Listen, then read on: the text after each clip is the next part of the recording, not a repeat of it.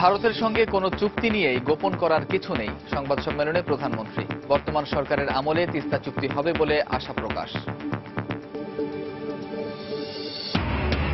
নতজানু পররাষ্ট্রনীতির কারণেই তিস্তার পানি চুক্তি হয়নি।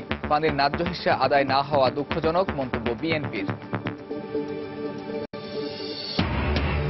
মৃত্যুদণ্ডপ্রাপ্ত জঙ্গি নেতা মুফতি হান্নানের সঙ্গে দেখা করতে পরিবারের সদস্যদের ডেকে পাঠিয়েছে কারা কর্তৃপক্ষ।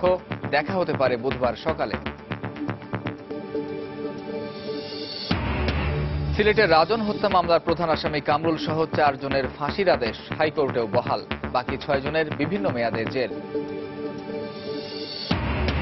এবং পহেলা বৈশাখে তল্লাশি ছাড়া রমনা বটমূলে ঢুকতে পারবেন না কেউই। ব্রিফিংয়ে ডিএমপি, নিরাপত্তার জন্য বেশ কিছু রাস্তায় বন্ধ থাকবে যান চলাচল।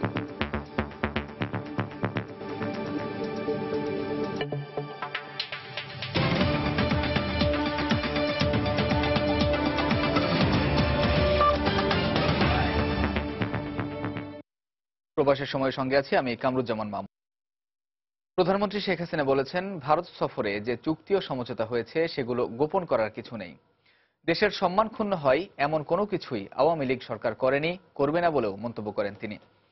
শেখ হাসিনা বলেন, বর্তমান সরকারের কাছে দেশের মর্যাদা অনেক বড়। ভারত সফর নিয়ে গণভবনে সংবাদ সম্মেলনে এক প্রশ্নের জবাবে প্রধানমন্ত্রী আরো বলেন, প্রতিরক্ষা সমঝোতা হলেও এ নিয়ে প্রশ্ন তোলার সুযোগ নেই। ভারত অর্থ দিলেও কি সামরিক সরঞ্জাম কেনা হবে সে সিদ্ধান্ত বাংলাদেশেরই। বর্তমান সরকারের আমলে তিস্তা চুক্তি হবে বলে আশা প্রকাশ করেন প্রধানমন্ত্রী। বাংলাদেশের সার্বিক স্বার্থ বজায় রেখেই আমরা যা করি সেটা করব। আর এখানে আমরা কোন দেশ থেকে কিনবো কি কিনবো এখানে কোনো বাইন্ডিং নাই, এটাও সম্পূর্ণ আমাদের নিজের ইচ্ছা। আমরা 500 মিলিয়ন যেটা পেয়েছি আমাদের টাকা আমরা নিচ্ছি, ধার নিচ্ছি, 1% সুদে দিচ্ছি, 20 বছর এটা আমাদের শোধ দিতে হবে। আর ক্রয়ের ক্ষেত্রে এটা সম্পূর্ণ আমাদের দেশের নিজস্ব চিন্তা এবং স্বাধীনতা। ভারত হলো আমাদের একটা বন্ধুপ্রতিম দেশ। মহান মুক্তিযুদ্ধে তারা সরাসরি আমাদেরকে সহযোগিতা করেছে। এই মুক্তিযুদ্ধে তাদের সশস্ত্র বাহিনীর সদস্যরা জীবন দিয়েছেন। আর সেখানে একটা সমঝোতা স্মারক করতে এত প্রশ্ন কেন আসে, এটাই আমার প্রশ্ন। আমার যেটা সবসময় লক্ষ্য ছিল যে একটা আঞ্চলিক সহযোগিতা গড়ে তোলা, দ্বিপাক্ষিক সহযোগিতা গড়ে তোলা। কারণ একটাই লক্ষ্য যে দেশের মানুষের ভাগ্য পরিবর্তন করা। গজলডোবায় বাঁধ যখন করা হয়, সাধারণত এই ধরনের যে নদীগুলি আন্তঃরাষ্ট্রীয় হিসেবে আসে, সেখানে কিন্তু আমাদের বাংলাদেশের পক্ষ থেকে একটা বক্তব্য তখন যারা ক্ষমতায় ছিল তাদের থাকা উচিত ছিল। তখন কেন তারা এ ব্যাপারে কোনো কথা বলে নাই? এখানে আমরা আপনি দেখছি কতগুলি চুক্তি এবং কতগুলি এমইউ সই হয়েছে। এখানে আমাদের লুকাছাপার কিছু নেই। অবশ্যই আপনারা এটা জানতে পারবেন। এবং একটা কথা মনে রাখবেন যে অন্তত আমি যতক্ষণ আছি, আমি ব্যক্তি স্বার্থ নিয়ে রাজনীতি করি না। আমার দেশের স্বার্থ, জনগণের স্বার্থ আমার কাছে অনেক বড়, দেশের মর্যাদা অনেক বড়। 21 বছর পর সরকারে এসে দেশ সেবার যে সুযোগটা পেয়েছি, অন্তত এটুকু বলতে পারবো যে এখন পৃথিবীর যেখানেই যান বাংলাদেশকে একটা মর্যাদা আসনে আপনারা দেখতে পান, কারণ সেটা আমরা করতে পেরেছি। নতজানু পররাষ্ট্রনীতির কারণে এই তিস্তার পানি চুক্তি হয়নি বলে মন্তব্য করেছেন বিএনপি মহাসচিব মির্জা ফখরুল ইসলাম আলমগীর। মঙ্গলবার দুপুরে রাজধানীর ইঞ্জিনিয়ার্স ইনস্টিটিউশন মিলনায়তনে এক প্রতিবাদ সভায় তিনি এ মন্তব্য করেন। তিনি বলেন, যে নদীর সঙ্গে একটি বৃহৎ জনগোষ্ঠীর জীবন জীবিকা জড়িত, সেই নদীর পানির ন্যায্য হিস্যা আদায় না হওয়া দুঃখজনক। বাংলাদেশের 3 ভাগের 1 ভাগ মানুষ যে নদীর উপরে নির্ভর করে, সেই নদীর পানির একটা হিস্সা হবে, সেটা চুক্তি হবে, দুঃখজনকভাবে সেটা হয়নি। শুধু না, প্রধানমন্ত্রী নিজেই তার সফরের ফলাফল সম্পর্কে বলেছেন, মায়ে পানি মাঙ্গা মুঝকো বিদ্যুৎ মিলা, কুছ তো মিলা। তিনি নিজেই বলেছেন কোনোটাই মেলেনি, শুধু কুছ মিলেছে। আমাদের সরকার নতজানু, তারা নতজানু পররাষ্ট্র নিয়ে চলছে, তারা আদায় করতে পারবে না। তিস্তা সহ 144টি অভিন্ন নদীর পানি বন্টন, পানি ব্যবস্থাপনা এবং এটার প্রাতিষ্ঠানিক রূপ দেওয়া ছিল বাংলাদেশের মানুষের পক্ষ থেকে আস্থার কথা, তারা সেটা করে নাই। আবারও তিস্তা চুক্তি নিয়ে আপত্তির কথা জানিয়ে পানির বদলে বিদ্যুৎ দেওয়ার প্রতিশ্রুতি দিয়ে বাংলাদেশের পাশে থাকার কথা জানিয়েছেন পশ্চিমবঙ্গের মুখ্যমন্ত্রী মমতা বন্দ্যোপাধ্যায়। 4 দিনের দিল্লি সফর শেষে মঙ্গলবার কলকাতার বিমানবন্দরে তিনি একথা বলেন। বাংলাদেশের পাশে ইন্ডিয়া সর্বতভাবে ছিল, আছে এবং থাকবে। শেখ হাসিনাকে আমরা খুব ভালোবাসি। উনি মুজিবর কন্যা বা মুজিবর কন্যা, তার পরিবারের সকলকে আমরা ভালোবাসি। এর আগে বাংলা থেকে আমরা ফরাক্কা জল চুক্তি করেছি, আমরা ল্যান্ড এগ্রিমেন্ট 67 বছর পর করে দিয়েছি। এখনো আমরা বিদ্যুৎ দেবো বলেছি 1000 মেগাওয়াট বেঙ্গল থেকে। আমরা এখন বেঙ্গলে বিদ্যুতের সাপ্লাই প্লাস ওনাদের আরও যেসব প্রবলেম আছে সেগুলো আমরা স্টাডি করছি, স্টাডি করে জানাবো।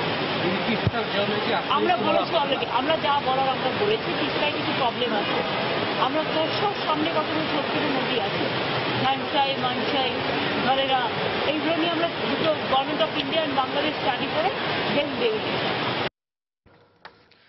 হাইকোর্টের সামনে থেকে শাড়ি পরানো গ্রিক ভাস্কর্য সরাতে প্রধান বিচারপতির সঙ্গে কথা বলবেন প্রধানমন্ত্রী শেখ হাসিনা। সন্ধ্যায় গণভবনে কওমি আলেমদের সঙ্গে সাক্ষাৎ শেষে তিনি আরও ঘোষণা দেন, এখন থেকে কওমি মাদ্রাসার দাওয়ারে হাদিসকে স্নাতকোত্তর সমমান হিসেবে স্বীকৃতি দেওয়া হবে। গণভবনে প্রধানমন্ত্রীর সঙ্গে অনুষ্ঠিত এই বৈঠকে যোগ দেন হেফাজতে ইসলামের আমির ও চট্টগ্রাম হাটহাজারী মাদ্রাসার পরিচালক আল্লামা আহমেদ শফি, হেফাজতে ইসলামের সেক্রেটারি জুনায়েদ বাবুনগরী সহ দেশের বিশিষ্ট আলেমরা। এ সময় আলেমদেরকে সন্তানেরা যাতে জঙ্গিবাদে না জড়ায় সেদিকে সতর্ক থাকার আহ্বান জানান। এছাড়া প্রত্যেক জেলা ও উপজেলায় নতুন করে মসজিদ ও ইসলামিক সেন্টার নির্মাণ করা হবে বলেও ঘোষণা দেন তিনি।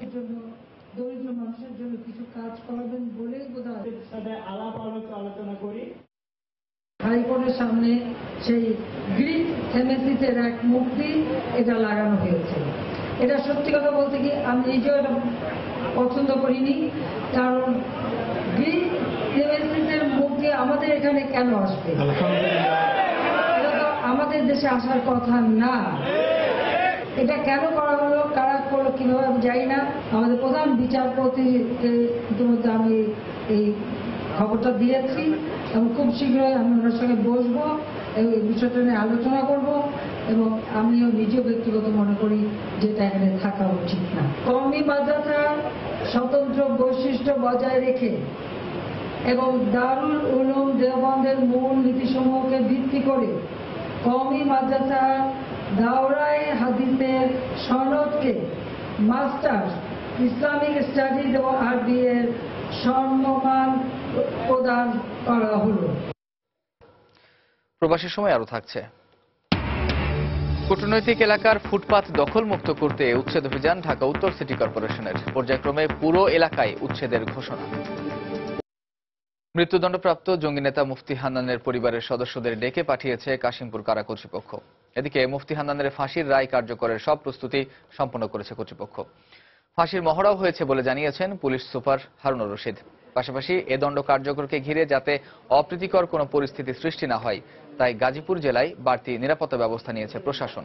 সাবেক ব্রিটিশ হাইকমিশনার আনোয়ার চৌধুরী হত্যা চেষ্টা মামলায় মৃত্যুদণ্ডপ্রাপ্ত আসামি মুফতি হান্নান ও তার সহযোগী বিপুলকে গাজীপুরের কাশিমপুর কারাগারের কন্ডেম সেলে রাখা হয়েছে।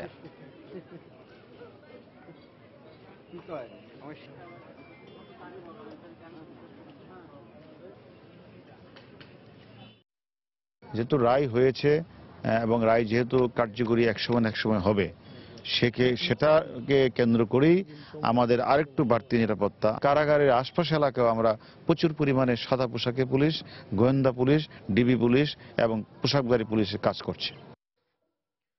সিলেটের বহুল আলোচিত শিশু সামিউল আলম রাজন হত্যা মামলায় প্রধান আসামি কামরুল সহ 4 জনের ফাঁসির আদেশ বহাল রেখেছেন হাইকোর্ট। বাকি 6 জনকে বিভিন্ন মেয়াদে কারাদণ্ড দেওয়া হয়েছে। রায় সন্তোষ প্রকাশ করেছে রাজনের পরিবার, তবে রায় নিয়ে কোনো মন্তব্য করেনি আসামি পক্ষের আইনজীবীরা। 2015 সালের 8 জুলাই সিলেটের কুমারগাঁওয়ে কথিত চুরির অভিযোগ তুলে শিশু রাজনকে পিটিয়ে হত্যা করা হয়। পেটানোর দৃশ্য সামাজিক যোগাযোগ মাধ্যমে প্রকাশিত হলে দেশ জুড়ে ব্যাপক চাঞ্চল্যের সৃষ্টি হয়।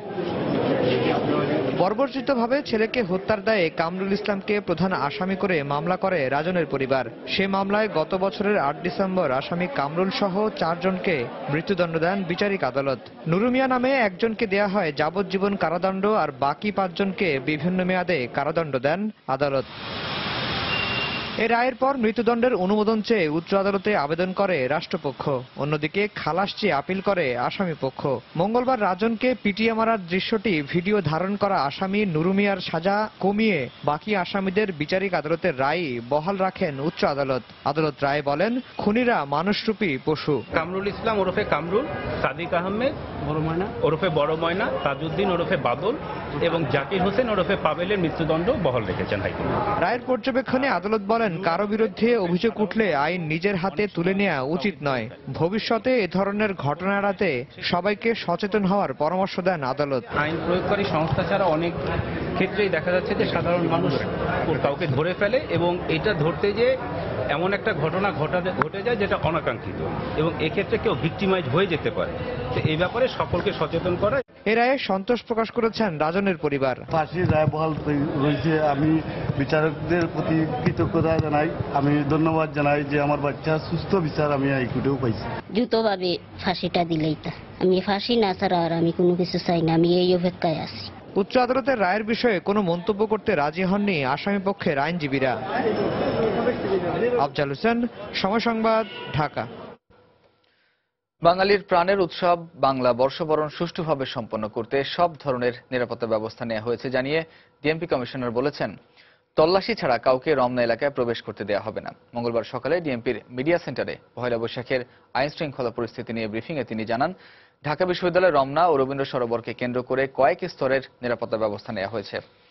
ঢাকা বিশ্ববিদ্যালয় এলাকায় নিরবচ্ছিন্ন নিরাপত্তা দিতে এই এলাকাকে ঘিরে বিভিন্ন সড়কে বন্ধ থাকবে সব ধরনের যান চলাচল। বছর পেরিয়ে আবারও আসছে বাঙালির প্রাণের উৎসব পহেলা বৈশাখ। বাংলা নতুন বছরকে বরণ করে নিতে বরাবরের মতো এবারও উৎসবে মাতবে সব শ্রেণী পেশার মানুষ। আর পহেলা বৈশাখের উৎসবকে নির্বিঘ্ন করতে প্রস্তুত আইন শৃঙ্খলা রক্ষা বাহিনীও। ঢাকা মহানগর পুলিশ কমিশনার জানান, এবার রাজধানীতে নিরাপত্তায় থাকবে পোশাকধারী 11,000 পুলিশ সদস্য।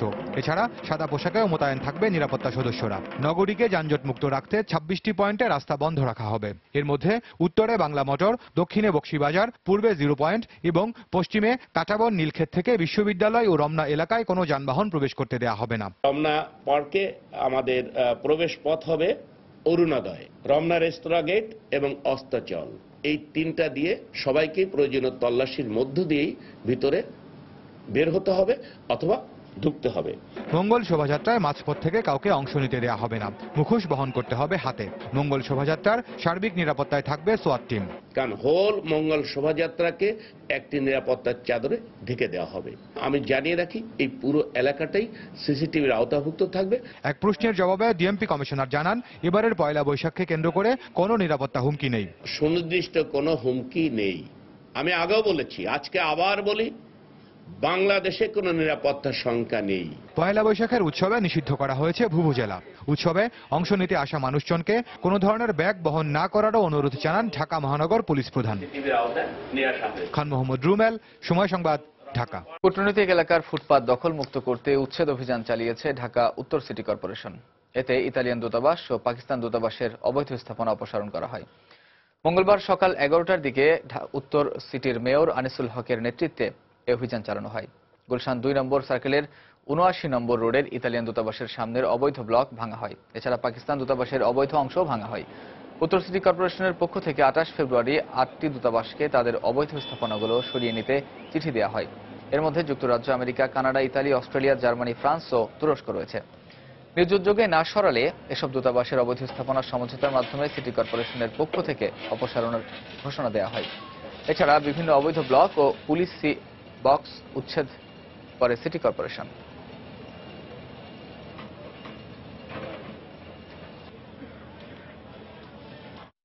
আমেরিকান অ্যাম্বাসেডর বাসা, ইটালিয়ান অ্যাম্বাসেডর বাসা, সব জায়গাতেই আমরা ফুটপাথগুলো ক্লিয়ার করছি, কিন্তু আলোচনার ভিত্তিতে। তারা খুশি, আমরা সবার কাছে যাচ্ছি।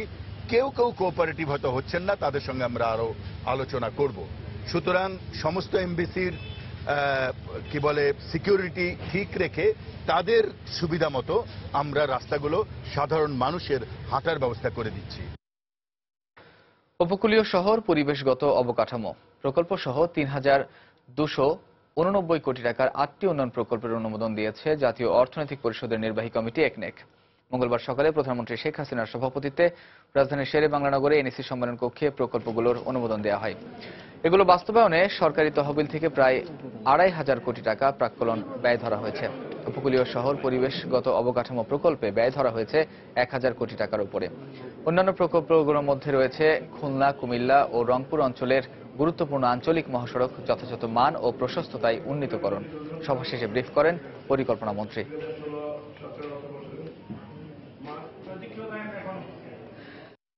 আটটি প্রকল্পের আমাদের প্রাক্কলিত ব্যয়ের পরিমাণ 3,289 কোটি 43 লক্ষ টাকা। 2016-17 অর্থ বছরের মার্চ পর্যন্ত আমাদের এডিবি বাস্তবায়নের হার হচ্ছে 45%।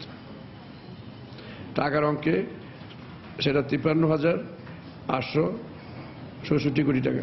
মাননীয় প্রধানমন্ত্রী আজকে বলে দিয়েছেন যে সারা দেশে পুলিশের আবাসনের পরিপূর্ণ ব্যবস্থা নেওয়ার জন্য। প্রবাসের সময় আরো থাকছে। নিজের অবস্থান ব্যাখ্যা করতে সংবাদ সম্মেলন ডেকেও করলেন না চিত্রনায়ক শাকিব খান।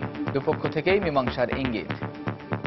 রাজশাহীতে মেডিকেল শিক্ষার্থী মালদ্বীপের মডেল রাউধা আতিফের মৃত্যুকে আত্মহত্যা মানতে নারাজ স্বজনরা। তার পরিবারের পক্ষ থেকে অভিযোগ করা হচ্ছে এটি একটি হত্যাকাণ্ড, যদিও প্রাথমিকভাবে ময়নাতদন্তের রিপোর্টে আত্মহত্যার কথাই বলা হয়েছে। এ ঘটনায় সোমবার সিএমএম আদালতে হত্যা মামলা করেছেন রাউধার বাবা মোহাম্মদ আতিফ। হাবিবুর রহমান পাপ্পুর তোলা ছবিতে আরো জানাচ্ছেন সাইফুর রহমান রকি। রাজশাহী ইসলামী ব্যাংক মেডিকেল কলেজের দ্বিতীয় বর্ষের শিক্ষার্থী ও মালদ্বীপের মডেল রাউধা আতিফের মৃত্যুকে আত্মহত্যা মানতে নারাজ তার পরিবার। তাদের অভিযোগ এটি একটি হত্যাকাণ্ড। রাউধার বাবার সন্দেহ সামাজিক যোগাযোগের মাধ্যম ইনস্টাগ্রাম হ্যাক হওয়া ও সিসিটিভি নষ্ট থাকায় সহপাঠীদের কেউ এ ঘটনার সাথে জড়িত থাকতে পারে। রাউধার মৃতদেহে আমি যে আঘাতের চিহ্ন দেখেছি তাতে এটা আত্মহত্যা মনে হয়নি। প্রেমিকের সাথে রাউধার মুঠোফোনে যে বার্তা বিনিময় হয়েছে তা দেখেও আমার মনে হয়নি প্রেম ঘটিত কোনো কারণে সে আত্মহত্যা করতে পারে। রাউধার আইফোন, ইনস্টাগ্রাম অ্যাকাউন্টের পাসওয়ার্ড কেউ জানতো এবং ইনস্টাগ্রামে রাউধার ফলোয়ার লিস্ট থেকে সেই দুজনকে সরিয়েছে। সিসি ক্যামেরায় মৃত্যুর ঘটনার কোনো ফুটেজ পাওয়া যায়নি, অথচ আগের দিনও সিসি ক্যামেরা ঠিক ছিল। আমি সুষ্ঠু তদন্তের মাধ্যমে তার হত্যাকারীকে খুঁজে বের করার দাবি জানাচ্ছি। তদন্তের অগ্রগতি প্রায় চূড়ান্ত পর্যায়ে জানিয়ে মেট্রোপলিটন পুলিশের এই শীর্ষ কর্মকর্তা জানান, চিকিৎসকদের পাশাপাশি তারও ধারণা এটি আত্মহত্যা। প্রাইমারিলি যেটা দেখেছি সাইন সিমটম, আত্মহত্যা মনে হয়েছে আমার কাছে ডাক্তারদের মতোই। মেয়েটার যে মোবাইল ফোনটা ছিল, আল্লাহ করে আমরা প্রাইমারিলি কিছু তথ্য পেয়েছি। নিশ্চিত হতে হবে আমাদেরকে যে তথ্যগুলি পাওয়া গেছে এই তথ্যগুলি কতটা এই আত্মহত্যার সাথে রিলেটেড। গত 29শে মার্চ রাজশাহী ইসলামী ব্যাংক মেডিকেল কলেজের ছাত্রী হোস্টেলের 209 নম্বর কক্ষ থেকে রাউধার লাশ উদ্ধার করে পুলিশ। রাজপাড়া থানায় একটি অপমৃত্যুর মামলা দায়ের হলে সেটি নগর গোয়েন্দা পুলিশের কাছে হস্তান্তর করা হয়। পরে 31শে মার্চ মেডিকেল বোর্ড গঠনের মাধ্যমে তার ময়নাতদন্ত সম্পূর্ণ হলে প্রাথমিকভাবে এটিকে আত্মহত্যা বলে মনে করেন চিকিৎসকরা। সেদিনই রাজশাহী মহানগরীর হেতেমখা কবরস্থানে রাউধার লাশ দাফন করা হয়। এরপর মালদ্বীপ ও রাজশাহীর পুলিশ যৌথভাবে তদন্ত উদ্ঘাটনে নামে। ভারতীয় ভোগ ম্যাগাজিনের কাভার পেজের মডেল ছিলেন তিনি। সাইফুর রহমান রকি, সময় সংবাদ, রাজশাহী। রাজধানীর বিভিন্ন সড়কের ট্রাফিক সিগন্যাল ও বিনোদন কেন্দ্র সহ বিভিন্ন স্থানে হিজড়াদের উৎপাত বেড়েছে মারাত্মকভাবে। সকাল দুপুর রাতে হরহামেশায় পথচারী ও যাত্রীদের কাছ থেকে অর্থ দাবি করে থাকে তারা। এতে অস্বস্তিতে পড়েন অনেকে। কর্মসংস্থানের ব্যবস্থা না থাকায় এই জনগোষ্ঠী অসহিষ্ণু হয়ে উঠেছে বলে মন্তব্য বিশেষজ্ঞদের।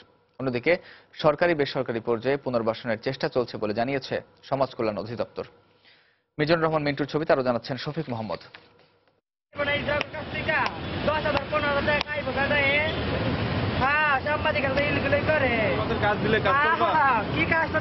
অসংলগ্ন কথাবার্তা আর অস্বাভাবিক দেহভঙ্গিতে নানা টালবাহানায় এভাবেই নগরবাসীর কাছে অর্থ দাবি করছে হিজড়ারা। অসম্মতি জানালে অশ্রাব্য গালাগাল থেকে শুরু করে শারীরিক নির্যাতনেরও অভিযোগ করেছেন অনেকে। রাজধানীর আগারগাঁও, ফার্মগেট, বিজয় সরণি সহ বিভিন্ন পার্কে এদের উৎপাতের পরিমাণ বেশি। আপু টাকা দেন, 20 টাকা দেন, 10 টাকা দেন বলে, তাই বের করে দিয়ে দিই। কি করবো দেখেন, যদি আমাকে অপমান করে আমার তো তখন এটা নিজের একটা টেনশন থাকে। এই ধরনের সিচুয়েশন হলে তখন সে যদি আমাকে অপমান করে। বিভিন্ন উৎসবেও নানা বাহানায় অর্থ আদায় করে তারা। পয়সা চাওয়ার ধরনকে চাঁদাবাজির সাথে তুলনা করেছেন কেউ কেউ। যতখানি দেওয়া হয় অতটুকুর মধ্যে দেখা যায় তৃপ্ত থাকে না, যাচ্ছে আরো। হেল্পের উদ্দেশ্য যতটা না ততটা তার চেয়ে বেশি ভয়। তবে কাজের সুযোগ পেলে ভিক্ষাবৃত্তি বা এ ধরনের চাঁদাবাজি থেকে বিরত থাকতেন বলে জানান হিজড়ারা। যার যেরকম কোয়ালিফিকেশন আছে তাকে সেভাবে মানে গভর্নমেন্ট তার উদ্যোগে নিয়ে নেয়। ভাই আপনাদের ডিস্টার্ব করতেছি বা তাদের কাছে হাত পাততেছি, আসলে ঠিক না।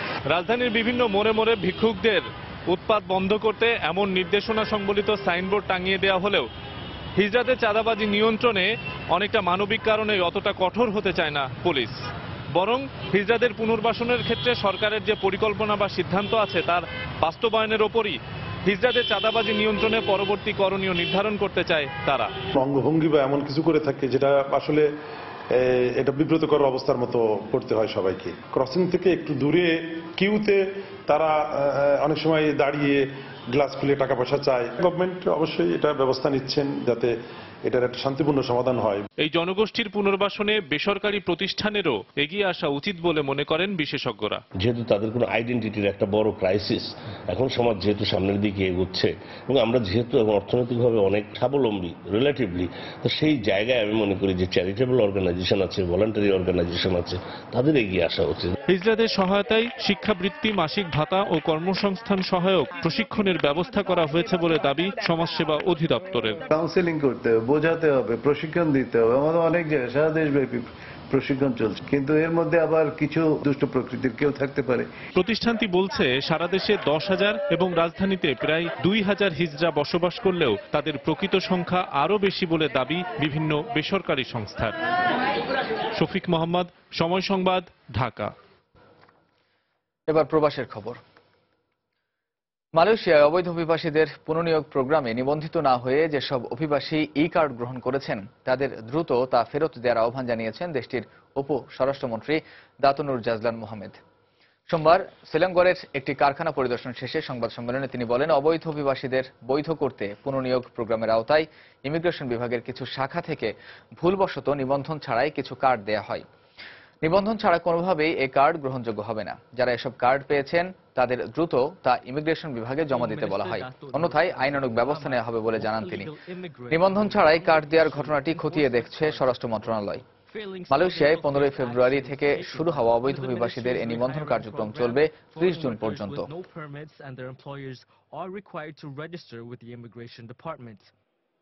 After that, the workers are issued the e-cards, which serves as a temporary confirmation of employment.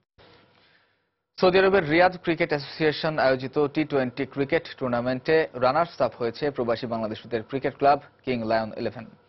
ফাইনালে পাকিস্তানের কাছে হেরে যায় তারা। বাংলাদেশের শফিকুল ইসলাম জুয়েল টুর্নামেন্টের সেরা খেলোয়াড় নির্বাচিত হয়েছেন। এশিয়ার 5টি দেশ বাংলাদেশ, ভারত, আফগানিস্তান, শ্রীলঙ্কা ও পাকিস্তান এই টুর্নামেন্টে অংশ নেয়। এতে ভারত ও শ্রীলঙ্কার মতো শক্তিশালী দলকে হারিয়ে প্রথমবারের মতো সৌদি আরবের মরুভূমিতে আয়োজিত এই ক্রিকেট টুর্নামেন্টে বাংলাদেশিদের এই সাফল্যে সাধুবাদ জানিয়েছেন প্রবাসে থাকা ক্রিকেট প্রেমীরা। আইসিসির সহযোগী দেশ হিসেবে সৌদি আরবের ক্রিকেট টিম গঠনে রিয়াদ ক্রিকেট অ্যাসোসিয়েশন বিভিন্ন টুর্নামেন্ট আয়োজনের মাধ্যমে খেলোয়াড় বাছাই করছে। এতে প্রবাসী বাংলাদেশিদের অন্তর্ভুক্ত হওয়ার সম্ভাবনা রয়েছে। চিত্রনায়ক শাকিব আর চিত্রনায়িকা অপুর বৈবাহিক সম্পর্ক এখন টক অব দ্য কান্ট্রি। সোমবার একটি বেসরকারি টিভি চ্যানেলে শাকিব খানকে নিজের সন্তানের বাবা দাবি করে নিজেকে তার স্ত্রী হিসেবে উল্লেখ করেন অপু বিশ্বাস। এরপরই মূলধারার গণমাধ্যম থেকে শুরু করে সোশ্যাল মিডিয়াতে শুরু হয় তোলপাড়। যদিও এর কয়েক ঘন্টা ব্যবধানে বিভিন্ন গণমাধ্যমে মুখ খোলেন শাকিব খানও। মঙ্গলবার পর্যন্ত এ বিষয়ে তার একাধিক মন্তব্য পাওয়া যায়, এমনকি প্রেস কনফারেন্স করার ঘোষণা দেওয়ার কথাও অস্বীকার করেন তিনি। তবে সবশেষ পুরো ঘটনা মীমাংসার পথেই যাচ্ছে বলে জানিয়েছেন বাংলাদেশ চলচ্চিত্র পরিচালক সমিতির প্রধান। রাশেদ লিমনের প্রতিবেদন।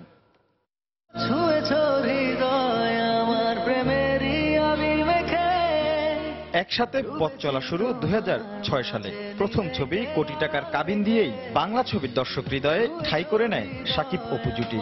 একের পর এক জুটিবদ্ধ হয়ে কাজ করেন 40টিরও বেশি ছবি।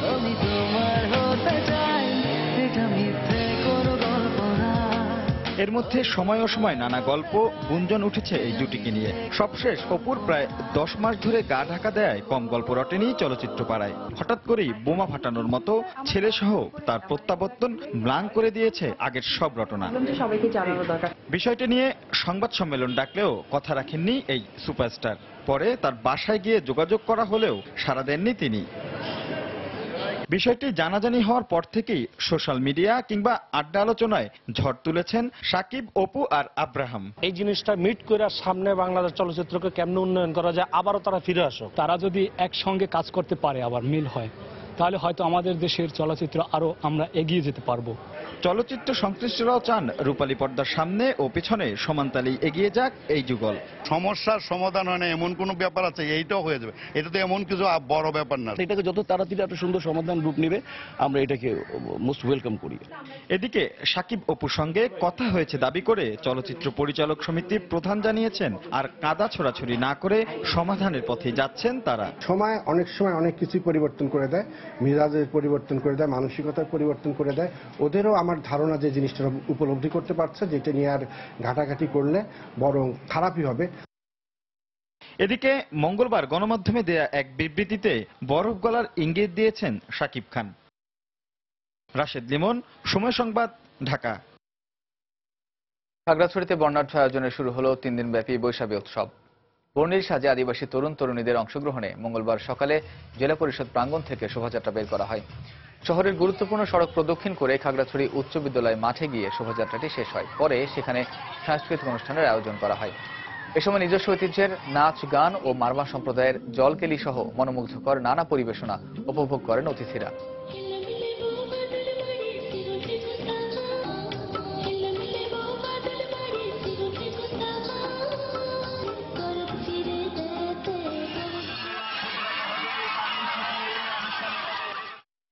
এদিকে পার্বত্য চট্টগ্রামের রাঙ্গামাটিতে ক্ষুদ্র নৃগোষ্ঠীর বৃহত্তম ধর্মীয় উৎসব বৈশাখীর শেষ মুহূর্তের প্রস্তুতিতে ব্যস্ত সময় পার করছেন পাহাড়ি আদিবাসীরা।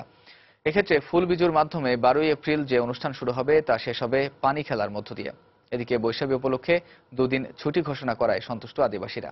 বিস্তারিত জানাচ্ছেন পার্থপ্রতিম বিশ্বাস। বাংলা নববর্ষকে বরণ করে নিতে দেশের অন্যান্য অঞ্চলের আয়োজন থেকে পাহাড়ি আদিবাসীদের আয়োজন কিছুটা ভিন্ন। নতুন বছরকে বরণ করে নিতে চাকমারা বিজু, ত্রিপুরারা বৈশু ও মারমারা সাংগ্রাই উৎসব পালন করে। ভিন্ন নাম হলেও সমতলের মানুষদের কাছে এটি বৈশাখী উৎসব নামে পরিচিত। কাপ্তাই হ্রদে ঐতিহ্যবাহী পোশাকে ফুল ভাসানোর মাধ্যমে শুরু হবে উৎসবের আনুষ্ঠানিকতা। আর এই দিন ফুল দিয়ে ঘর সাজানো হয় বলে একে বলা হয় ফুল বিজু। এর পরের দিন ঘরে ঘরে রান্না হয় ঐতিহ্যবাহী খাবার পাঁচন, একে বলা হয় মূল বিজু। এই কারণে উৎসবের প্রস্তুতিতে ব্যস্ত সময় পার করছেন ক্ষুদ্র নিগোষ্ঠী নারীরা। সবাইকে খাওয়ানো হয়, ও তার মানুষ অনেক আগ্রহ করে খায়। আমার মেয়ের জন্য নতুন জামা কিনছি আর আমার জন্য কিনছি। আমরা এই যে চাদর বুনতেছি, এই চাদরগুলো আমরা পরবো বিজুর সময়। আমাদের মুরব্বী জন আছে, ওনাদেরকে আমরা সালাম জানাই, আশীর্বাদ নেই। প্রতি বছর এই দিনগুলোর জন্য অপেক্ষা করে থাকেন আদিবাসী তরুণীরা। সকাল থেকে আমরা সারাদিন রান্না বান্না করি অনেক কিছু, তারপরে দুপুরের দিকে ঘুরতে যাই, পানি খেলতে যাই, এরকম আর কি ফুল দিয়ে গোসল করি। প্রথমে ফুল বিজু পালন করি, তারপর ফুল বিজুর পর আমাদের মূল বিজু হওয়ার পর নতুন বছর পালন করি। এবারের উৎসবে জেলা পরিষদের পক্ষ থেকে 3 পার্বত্য জেলার আদিবাসীদের জন্য আলাদা 2 দিন ছুটি ঘোষণা করায় খুশি আদিবাসী সংগঠনের নেতারা। তেমনি মঙ্গল শোভাযাত্রা ও বৈশাখী উৎসব পালনে প্রস্তুত জেলা প্রশাসনও। পুলিশ, বিজিবি, আর্মি সবার সাথে কোঅর্ডিনেশন হয়েছে। অনুষ্ঠানগুলোতে আমরা যথেষ্ট পরিমাণ সিকিউরিটির ব্যবস্থা করব। দাবি ছিল যে আমাদের প্রতি বছর যাতে বিজু উৎসবের উপলক্ষে বন্ধ দেওয়া হয়, তো সরকার এই বছর থেকেই ওটা শুরু হয়ে গেছে। পার্বত্য চট্টগ্রামে 11 ভাষাভাষী গোষ্ঠীর 13টি আদিবাসী সম্প্রদায় রয়েছে। নতুন বছরকে বরণ করে নিতে চলছে পাহাড়ি আদিবাসীদের প্রস্তুতি। সেক্ষেত্রে তারা মনে করেন এই উৎসব শুধু তাদের একার নয়, এই উৎসব সকলের। সেক্ষেত্রে ধর্ম বর্ণ নির্বিশেষে সকলে এই উৎসবে অংশগ্রহণ করবে এই প্রত্যাশা পাহাড়ি আদিবাসীদের। রাঙামাটির হ্যাচারি এলাকা থেকে পার্থপ্রতিম বিশ্বাস, সময় সংবাদ। পহেলা বৈশাখকে সামনে রেখে বেপরোয়া হয়ে উঠেছে ইলিশ শিকারীরা। জেল জরিমানা এমনকি সরকারি নিষেধাজ্ঞার তোয়াক্কা না করে দলে দলে ইলিশ নিধনে নেমে পড়েছে। মাছঘাট ও হাট বাজারগুলোতেও প্রকাশ্যে চলছে ইলিশ বেচাকেনা। অভয়াশ্রমগুলোতে ইলিশ নিধন অব্যাহত থাকায় জাটকা রক্ষার উদ্যোগ সফল হবে না বলে আশঙ্কা বিশেষজ্ঞদের। যথারীতি অভিযান চলছে বলে জানালেন কোস্টগার্ড ও মৎস্য কর্মকর্তা। ভোলা থেকে নাসিরউদ্দিন লিটনের তথ্য ও উৎপল দেবনাথের ছবি নিয়ে ডেস্ক রিপোর্ট। ভোলার মেঘনা তেতুলিয়া নদীর অভয়াশ্রমে মার্চ এপ্রিল 2 মাস জাল ফেলা সম্পূর্ণ নিষেধ থাকলেও প্রতিদিনই দলে দলে মাছ ধরতে দেখা যায়। বৈশাখী উৎসবকে সামনে রেখে ইলিশের চাহিদা ও দাম বেড়ে যাওয়ায় নিষেধাজ্ঞা অমান্যকারীর সংখ্যাও বাড়ছে। আইন শৃঙ্খলা বাহিনীর অভিযানের মধ্যেই হাজার হাজার জেলে মাছ শিকার করছেন। বড় সাইজের ইলিশগুলো চলে যাচ্ছে ঢাকা, বরিশাল সহ দেশের বড় বড় শহরে। ইলিশের কমতি নেই স্থানীয় বাজারগুলোতে।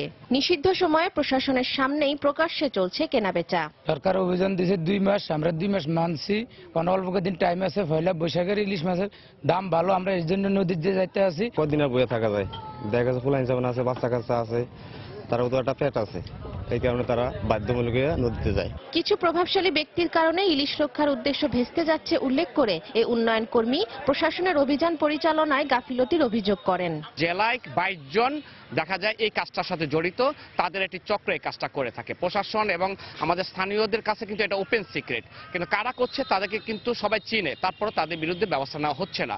ইলিশ নিধন বন্ধে নিয়মিত অভিযান চলছে জানিয়ে বৈশাখকে সামনে রেখে অভিযান আরো জোরদারের কথা জানালেন কোস্টগার্ড ও মৎস্য কর্মকর্তা। আমরা প্রতিদিনই একটা করে টিম নদীতে কাজ করে যাচ্ছি এবং জেলেদেরকে এই অবৈধ মাছ এবং অবৈধ মাছ ধরার ব্যাপারে তাদেরকে বিরত রাখার জন্য চেষ্টা চালিয়ে যাচ্ছি। অন্যান্য আইন শৃঙ্খলা বাহিনী এবং মৎস্য অধিদপ্তরের মাধ্যমে তাদেরকে সচেতন করা হচ্ছে। আশা করি লোকজন যদি আরো সচেতন হয় তাহলে এটা সম্পূর্ণভাবে বন্ধ করা সম্ভব। নিষেধাজ্ঞার 1 মাস 9 দিনে আইন অমান্য করায় 218 জন জেলেকে আটক করা হয়েছে। বিভিন্ন মেয়াদে জেল জরিমানা করা হয়েছে 83 জনকে। এদের কাছ থেকে জব্দ করা হয়েছে প্রায় 3.5 মেট্রিক টন জাটকা ও 6 লাখ মিটার জাল। সময় সংবাদ, ভোলা। এদিকে উৎসবের রং গায়ে মাখতে লাল সাদা পোশাকের খোঁজে ফ্যাশন হাউসগুলোতে বাড়ছে ক্রেতাদের ভিড়। আবার অনেকেই কেনাকাটা সারছেন ঘরে বসেই। অনলাইন শপগুলো বলছে অন্য সময়ের তুলনায় ক্রেতা সমাগম 5 গুণ বেড়ে যায় উৎসবের আগে, আর অর্ধেকের বেশি গ্রামাঞ্চলের। কামরুল হাসান সবুজের প্রতিবেদন। উৎসবের রং যখন মনে, তখন তার খানিকটা তো ফুটে উঠবেই দেহের আচ্ছাদনে। তাই বৈশাখী কেনাকাটায় ক্রেতার চাহিদা মাথায় রেখে প্রস্তুত ফ্যাশন হাউসগুলো, যেখানে সবারই চোখ কিছুটা ভিন্নতার খোঁজে। বৈশাখে পরবো নতুন জামা, সাদা কিনেছি, লাল কিনেছি। যে গিফটটা দিচ্ছি সেটা যাতে সে পছন্দ করে এক দেখাতেই। এইবার আমি সালোয়ার কামিজ কিনেছি এন্ড শাড়ি পরারও প্ল্যান আছে। তবে ব্যস্ত সময়ের হাত ধরে বদলে যাচ্ছে খোঁজাখুঁজির ধরন। তার সাক্ষী হাতের মুঠোয় আসা স্মার্টফোন, তথ্য প্রযুক্তি। অনেকেই ইচ্ছে মতো সময়ে তাদের কেনাকাটা সারছেন অনলাইনে, যেখানে দোকান খোলা থাকে প্রতিদিন 24 ঘন্টা। আমার বিজি লাইফের মধ্যে আমার অতটুকু সময় হয় না যে আমি অ্যাকচুয়ালি দোকানে যাব, যে আমি কেনাকাটা করব দেখে, এটা আমার জন্য সম্ভব হচ্ছে না। অনলাইন কেনাকাটায় প্রতি বছরই প্রায় 20% হারে বাড়ছে ক্রেতা। এই পরিসংখ্যান ই কমার্স ব্যবসার জন্য সুখবর। তবে ভোক্তার আস্থা অর্জনে চাহিদা মোতাবেক পণ্য সরবরাহের বিকল্প নেই বলে মনে করেন অনলাইন শপ কর্তৃপক্ষ। যে ধরনের ডিসক্রিপশন দেওয়া আছে সেই ধরনের প্রোডাক্টই তারা পাবে। তো এই ট্রাস্টটা বিল্ড করার হচ্ছে ফার্স্ট চ্যালেঞ্জ। আপনি ট্রাই করে দেখবেন, আপনি ম্যাটেরিয়াল হাতে নিয়ে দেখবেন, যদি আপনার পছন্দ না হয় দেন আপনি ফ্রি রিটার্ন করে দেবেন। মোর দ্যান 50% অর্ডার আসে ঢাকার বাইরে থেকে। মানুষের হাতে স্মার্টফোন চলে গেছে, তারা প্রোডাক্টগুলো দেখতে পাচ্ছে অনলাইনে, তাদের চাহিদা আছে কিন্তু তারা কিনতে পারছে না। সেক্ষেত্রে ই কমার্স আসলে এখানে অনেক বড় একটা অবদান রাখছে। নির্দিষ্ট সময়ের মধ্যে ঢাকার বাইরে পণ্য সরবরাহে কুরিয়ার সার্ভিসের মতো তৃতীয় পক্ষকে আরো উদ্যোগী হওয়ার কথা বলছেন তারা। উৎসবের সময়ই আমাদের সেলসটা 4 থেকে 6 গুণ ইনক্রিজ করে। ডেলিভারি কোম্পানিগুলো যদি আমাদেরকে ঠিকমতো সাপোর্ট দেয় তাহলে এই সেলসটা নিম্নে 10 গুণ পর্যন্ত ইনক্রিজ করাতে পারি। কাস্টমার স্যাটিসফ্যাকশন কিন্তু তখনই আসবে আমাদের প্রোডাক্টের সাথে যদি ডেলিভারিটা তারা সময় মতো পায়। ঘনবসতির বাংলাদেশে গ্রামীণ পর্যায়ে অবকাঠামো উন্নয়ন আর ব্যাংকিং সুবিধা বাড়ানো হলে আরো দ্রুত বাড়বে ই কমার্স ব্যবসার পরিসর, এমনটাই দাবি উদ্যোক্তাদের। কামরুল হাসান সবুজ, সময় সংবাদ, ঢাকা। আগামী 20 এপ্রিল হাবের নির্বাচন উপলক্ষে চট্টগ্রামের আঞ্চলিক পরিষদের আব্দুস সোফান ভূঁইয়া প্যানেলের পরিচিত সভা অনুষ্ঠিত হয়েছে। গতরাতে চট্টগ্রাম ক্লাবে হাব গণতান্ত্রিক ঐক্যফ্রন্টের ব্যানারে অনুষ্ঠানের আয়োজন করা হয়। এ সময় প্রধান অতিথি হিসেবে উপস্থিত ছিলেন অ্যাসোসিয়েশনের অব ট্রাভেল এজেন্সি বাংলাদেশ আটাবের প্রেসিডেন্ট এন মঞ্জুর মোর্শেদ মাহবুব। এ সময় বক্তারা বলেন, যারাই নির্বাচিত হন না কেন হাজিদের কথা মাথায় রেখে সবাইকে সব ধরনের পদক্ষেপ নেওয়ার আহ্বান জানান তারা। পাশাপাশি নতুন কমিটি যাতে দুর্নীতিমুক্ত হয়ে কাজ করতে পারে সেই ব্যাপারেও নির্বাচনে অংশগ্রহণকারীদের সচেতন থাকার পরামর্শ দেওয়া হয়।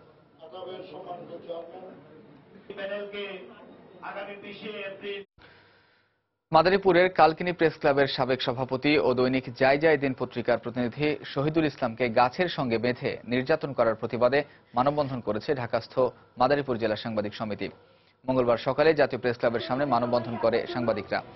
এ সময় অপরাধীকে গ্রেফতার করে দৃষ্টান্তমূলক শাস্তির দাবি জানান তারা। সাংবাদিক সুরক্ষায় ও নির্যাতন বন্ধে যুগোপযোগী আইন প্রণয়ন করার জোর দাবিও জানানো হয় মানববন্ধন থেকে। এ সময় উপস্থিত ছিলেন সংগঠনের সভাপতি সৈয়দ আফজাল হোসেন ও সাংগঠনিক সম্পাদক এম এ মান্নান।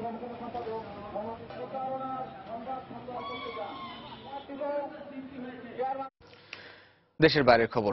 পাকিস্তানে ভারতীয় সাবেক নৌ কর্মকর্তাকে ফাঁসির দণ্ড দেওয়ার পর এবার ভারতে বন্দী 12 পাকিস্তানিকে দেশে ফেরত পাঠানোর প্রক্রিয়া বাতিল করেছে নয়াদিল্লি। একই সঙ্গে পাকিস্তানি হাইকমিশনার আব্দুল বাসিতকে ডেকে পাঠিয়েছে পররাষ্ট্র দপ্তর। গত বছর পাকিস্তানে চরবৃত্তির অভিযোগে গ্রেফতারকৃত কুলভূষণ যাদবকে সোমবার ফাঁসির আদেশ দেওয়া হয়। এতে ভারত পাকিস্তান উত্তেজনা নতুন করে ছড়িয়ে পড়ে। এ পদক্ষেপে ক্ষুব্ধ হয়ে ভারত প্রতিশোধমূলক ব্যবস্থা হিসেবে 12 পাকিস্তানি বন্দীকে দেশে ফেরত পাঠানোর সিদ্ধান্ত পরিবর্তন করে। ভারতীয় ওই নৌ কর্মকর্তার সঙ্গে কথা বলতে পাকিস্তানে প্রতিনিধি পাঠানোর কথা বললেও ইসলামাবাদ বারবার তা প্রত্যাখ্যান করে বলে দাবি নয়াদিল্লির।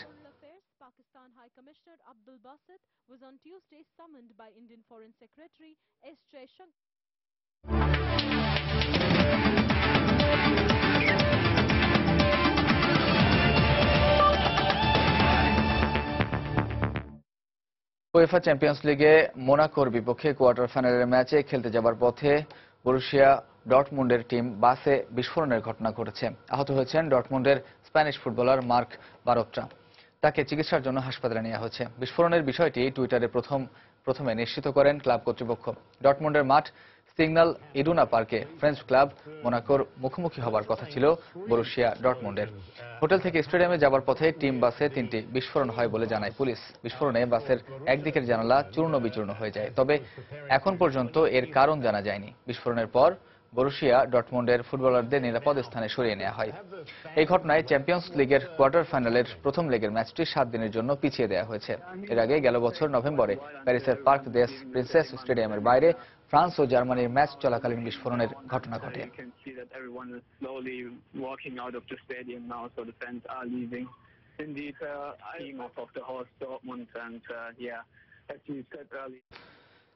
আইপিএল এর 10ম আসরে সানরাইজার্স হায়দ্রাবাদের হয়ে এবার দুটি ছড়াতে চান কাটার মাস্টার মুস্তাফিজুর রহমান। আয়ারল্যান্ডে অনুষ্ঠিত ত্রিদেশীয় সিরিজের কারণে দলের হয়ে সবগুলো ম্যাচ না খেলতে পারলেও যে কয়টি ম্যাচ খেলার সুযোগ পাবেন সেখানে দলের জয়ে ভূমিকা রাখতে চান দ্য ফিজ। আইপিএল খেলার উদ্দেশ্যে মঙ্গলবার বিকেল 5টায় দেশ ছেড়েছেন মুস্তাফিজ। না, ওখানেও 1 বছর খেলা হয়েছে, তো ওখানেও তো মনে হয় 2-3টে প্লেয়ার চেঞ্জ হয়েছে, আর সবাই আছে প্রায় আগের মতোই থাকবে। একটা জিনিস আমাদেরকে বলেন যে টিম তো চলে যাবে ওইখান থেকে ইংল্যান্ডে বা ইয়েতে, আপনি কি আইপিএলটা মাঝে মাঝে সময় যেতে চান না? আপনার না, ওখান থেকে আমার বিসিবি থেকে যে দিনটা দিচ্ছে আমি ওখান থেকে চলে যাবো। আয়ারল্যান্ড আগে তো আমি চলে যাবো, ওখানে আমি সাকিব ভাই দুইজনই চলে যাবো। বাংলা বলতে পারে এরকম না, একটা ছিল, একটা প্লেয়ার ছিল, তার মানে আমাদের একটা সিকিউরিটি ছিল, সবাই কম বেশি হেল্প করছে। এ পর্যায়ে শীর্ষ সংবাদগুলো জানিয়ে দিচ্ছে আরেকবার। ভারতের সঙ্গে কোনো চুক্তি নিয়ে গোপন করার কিছু নেই, সংবাদ সম্মেলনে প্রধানমন্ত্রী। বর্তমান সরকারের আমলে তিস্তা চুক্তি হবে বলে আশা প্রকাশ। নতজানু পররাষ্ট্রনীতির কারণে তিস্তার পানি চুক্তি হয়নি। পানির ন্যায্য হিস্যা আদায় না হওয়া দুঃখজনক, মন্তব্য বিএনপির। মৃত্যুদণ্ডপ্রাপ্ত জঙ্গি নেতা মুফতি হান্নানের সঙ্গে দেখা করতে পরিবারের সদস্যদের ডেকে পাঠিয়েছে কারা কর্তৃপক্ষ। দেখা হতে পারে বুধবার সকালে। সিলেটের রাজন হত্যা মামলার প্রধান আসামি কামরুল সহ 4 জনের ফাঁসির আদেশ হাইকোর্টে বহাল। বাকি 6 জনের বিভিন্ন মেয়াদে জেল। এবং পহেলা বৈশাখে তল্লাশি ছাড়া রমনা বটমূলে ঢুকতে পারবেন না কেউই, ব্রিফিংয়ে ডিএমপি। নিরাপত্তার জন্য বেশ কিছু রাস্তায় বন্ধ থাকবে যান চলাচল।